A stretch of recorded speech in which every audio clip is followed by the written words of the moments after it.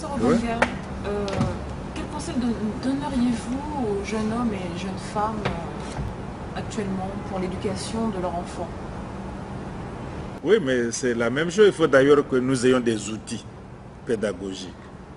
Tu ne peux pas éduquer sans outils pédagogiques. Donc, ceux parmi nous, parmi vous qui savent, le peu qu'ils savent, avec l'informatique, les ceci, la technologie moderne, il faut faire des outils pédagogiques. D'abord, ça, je ne peux pas enseigner quelque chose que j'ignore. Hein, comme Jean-Philippe le fait, les petits ouvrages bien documentés, bien illustrés, hein, qu'on diffuse. Et ça crée une information. Parce qu'il ne faut pas me blâmer si je n'enseigne pas l'histoire de l'Afrique, mais je n'ai aucun outil pédagogique. Donc il faut diffuser. Il y en a qui le font non pas par mauvaise foi, mais par manque d'outils pédagogiques. On ne savait pas, on ne connaît pas, on ne connaît que notre culture, on ne nous a jamais dit ça. Donc la bonne volonté était là, mais comme je ne connaissais pas, je ne pouvais pas faire. Ou j'avais des clichés. Donc il faut que les Africains, à l'heure actuelle, leur travail, la renaissance africaine ne vient pas comme ça. Il faut faire des outils pédagogiques. Quelles sont les valeurs africaines? Mais faites, écrivez 60 pages, diffusez sur ça. Quelles sont la vraie spiritualité africaine? Faites des pages. Quelle est votre conception de la femme dans la société? Comment vous concevez l'université de demain? Qu'est-ce que la renaissance? Quel est l'art, la musique même africaine? Ça vaut quoi? Les arts, soi-disant nègres, etc. Tu vois? Donc, et les langues africaines, quelle espèce de sémiologie ça comporte, tout, etc. Donc, il faut faire des outils pédagogiques. Sinon, vous serez toujours banana bon, les petits clichés comme ça, et on ne s'en sortira jamais. Il est temps. La grande révolution viendra quand nous, intellectuels africains, intellectuelles africaines, nous serons capables de faire de petits outils corrects, clairs, nets, bien illustrés, des outils pédagogiques. C'est ça qui va bouleverser. Parce que c'est bien documenté, c'est bien écrit, c'est simple, c'est utilisable. Les gens achètent ça, ils lisent et ça travaille, même inconsciemment. Et vous verrez que dans 5 ans, 10 ans, 20 ans, ces outils pédagogiques répandus partout vont porter du fruit. Absolument. Donc au fond, mais s'il n'y a pas d'outils pédagogiques, que voulez-vous que je vous conseille? De lire ces cartons-là encore? Alors, je vous conseille de lire les ouvrages de Cheikh Anta Diop, de lire un peu les revues comme Ankh, de lire tout ce qui travaille dans le sillage de Cheikh Anta Diop, etc. Mais il faut quand même que nous faisions, votre question est très pertinente, nous manquons d'outils pédagogiques. Il est temps de créer de petits outils pédagogiques pour diffuser et pour changer l'enseignement, l'éducation. Mais autrement, ça sera notre propre éducation à nous et l'éducation des autres aussi, en même temps. Oui, en même temps. Tu vois? Bon, vous avez par exemple, si c'était les Européens, même s'ils veulent l'argent, tu vois, les Européens font comme ça. Je vois Manu Dibango, il est âgé, il est vieux, je le vois, je dis le livre écrit par Manu Dibango avec entretien avec tel journaliste et vous publiez. Ils font ça tout le temps. Vous n'avez pas aucun livre, vous n'avez pas un entretien sur les Kassav. Mais voyez ces gens-là, posez-leur des questions, vous êtes journaliste, vous pouvez faire des photos, vous présentez leur musique, vous faites la critique, vous faites ceci, vous faites un outil pédagogique. Les Noirs américains, c'est comme ça qu'ils font. Il y a des livres sur Armstrong, il y a des livres sur Duke Ellington, il y a des livres sur Coltrane, il y a des livres sur Miles Davis. On lit. Oui, sur Dubois, sur les peintres, mais on lit sur eux. Tu veux quoi, Coltrane? Mais va lire, c'est écrit par les Noirs américains eux-mêmes.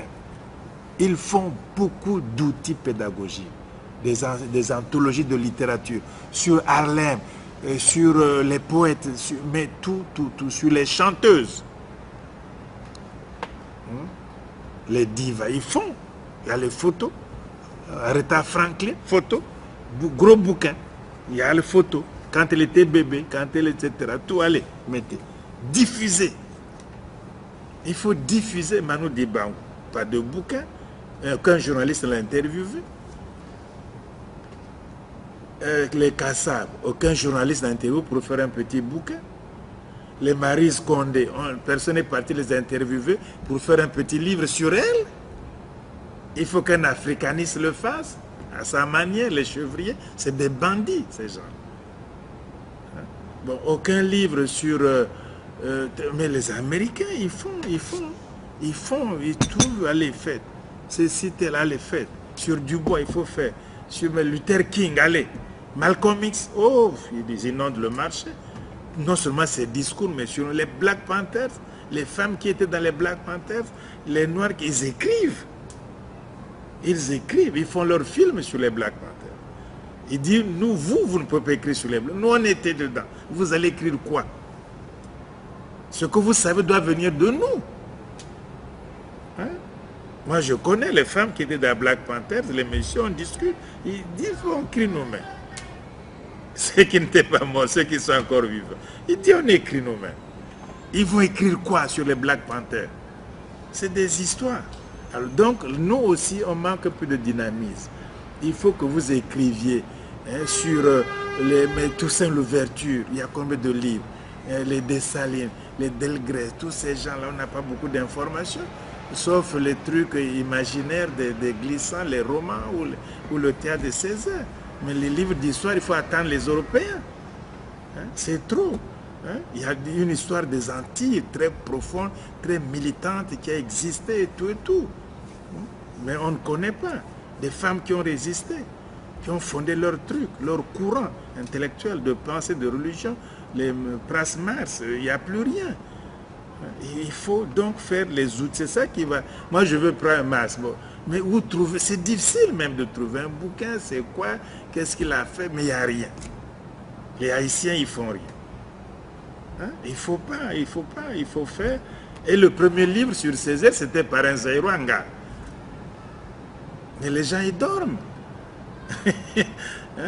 Vous avez des musiciens, des footballeurs, des Tigana qui courent, qui ont fait le football, etc.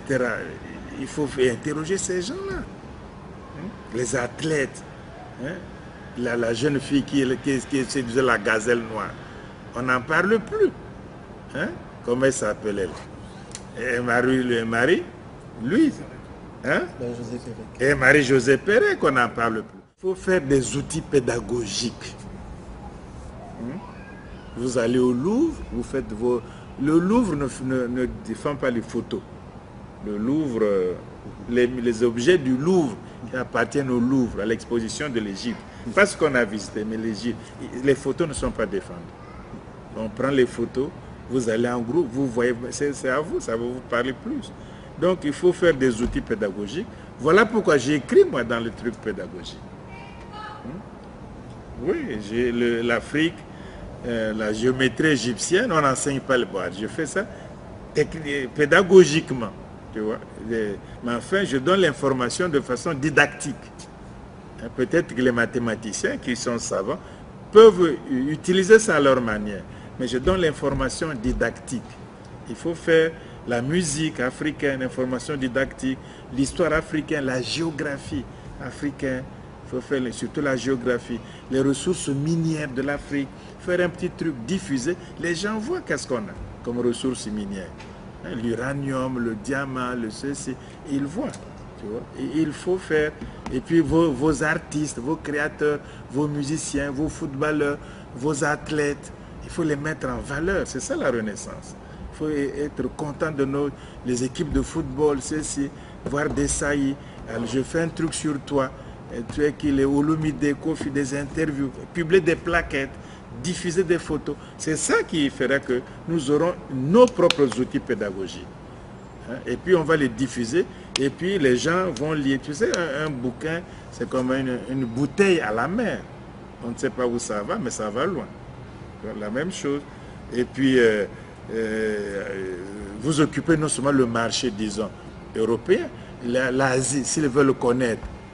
Les Chinois, les Japonais, ben, ils vont lire votre bouquin, ce que vous avez fait sur tel athlète, tel musicien, tel boxeur, tel athlète, tel basket.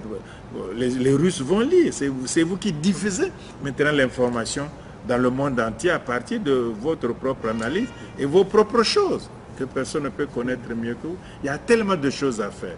La mode africaine, il y a des stylistes martiniquaises, antillaises, la cuisine antillaise, il faut diffuser, il faut diffuser. Mais eux, ils veulent que ça soit comme eux, leurs canons, leurs trucs. Et puis nous aussi, non, il faut briser aussi ce monopole de l'explication de soi. Nous, on ne les explique pas. Pourquoi ils veulent nous expliquer? Il faut briser ce monopole qu'ils ont, espèce de tutelle. Ce que Cheikh Anta Diop appelle la tutelle intellectuelle. On a besoin d'une tutelle intellectuelle. Si Obenga te dit ça, tu dis oh, Obenga, après tout, est-ce que c'est sûr même? Bon, maintenant, un gars qui a 23 ans, parce qu'il est blanc, il te dit tu y crois. Et moi qui suis 4 fois plus vieux que lui, je te dis tu n'y crois pas. Et qui a plus d'expérience. C'est la tutelle. Quand ça vient d'un blanc, c'est génial. Mais quand ça vient d'un frère ou d'une sœur africaine, oh, tu sais, c'est des histoires, ça. C'est le besoin de tutelle intellectuelle. On ne peut pas faire la renaissance quand on a besoin, on court par quelqu'un pour demander son parapluie, alors que le gars vous méprise, fondamentalement. Fondamentalement. En tout cas, son peuple vous méprise, sa race vous méprise. Et ils l'ont montré à travers l'histoire. Je remarquais, ne serait-ce que la semaine dernière, le dédain des historiens occidentaux par une anecdote très simple. Quand on fait l'histoire de Chine, on va considérer normal de s'appuyer sur les écrits des historiens chinois. On va faire l'histoire du Japon, on va considérer normal de s'appuyer sur les écrits des historiens japonais. Mais quand il s'agit de faire l'histoire de l'Afrique, on trouve normal qu'aucun travail réalisé par peu importe le spécialiste africain ne soit mentionné dans l'ouvrage. C'est-à-dire, on fait comme si il n'y avait aucun Africain, même Africain de la diaspora, qui ne s'était jamais interrogé sur le passé de l'Afrique. Et c'est ça qui montre vraiment une attitude dédaigneuse. Parce que la science, c'est même quand ils étudiaient la Guadeloupe, jamais ne mentionnaient Henri Bakou. Jamais. Qui a écrit au moins 2-3 volumes sur la Guadeloupe. Il cite jamais. Bangou n'est cité dans aucun ouvrage. Non, ça les regarde. Même il cite un certain Prévert qui aurait étudié, soit disant le Saint-Jean Perse, par exemple. Les montagnes pelées ou des conneries comme ça. D'ailleurs, ça ne s'appelait pas montagne pelée. C'est qui ont donné le nom. Tout à fait. Il y a le vrai nom. Non, mais de toute façon, ça te montre quoi? C'est que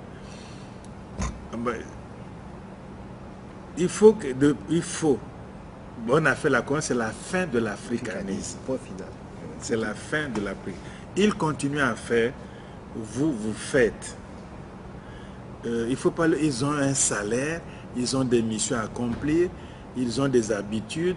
On leur demande, le pouvoir politique leur demande de contrôler l'intelligence africaine, antillaise et tout. Qu'est-ce qu'ils font? Quelles sont les idées? Les chamoiseaux, les créolités, ils poussent ces discours-là, ils leur donnent des sous pour faire les discours en dormeur. Tu vois, bon, ça c'est leur mission. Mais vous comprenez que un autre groupe ne peut pas être contrôlé. Il faut refuser le contrôle intellectuel. Il y a l'amitié, il y a le dialogue, on discute, on respecte, mais tu n'as pas besoin de quelqu'un qui connaît moins que toi, de lui demander la bénédiction, de faire ce que tu as à faire pour toi, pour ton peuple, pour ta race, pour ta mission ici sur Terre. Nous vivons très peu de temps sur Terre. Mais on ne peut pas vivre âgé et sous la tutelle de quelqu'un. Ça, vous cherchez la domination de votre propre peuple. Il faut que quelqu'un parte, qu'il y ait des gens, pas des révoltés, mais des gens dignes comme vous. C'est la dignité. Gardez votre dignité. C'est tout. Ils jugeront que c'est arrogant, c'est pédant, et ils ne connaissent pas, ils sont fanatiques. D'accord. C'est votre jugement. Pour moi, c'est la dignité. C'est tout.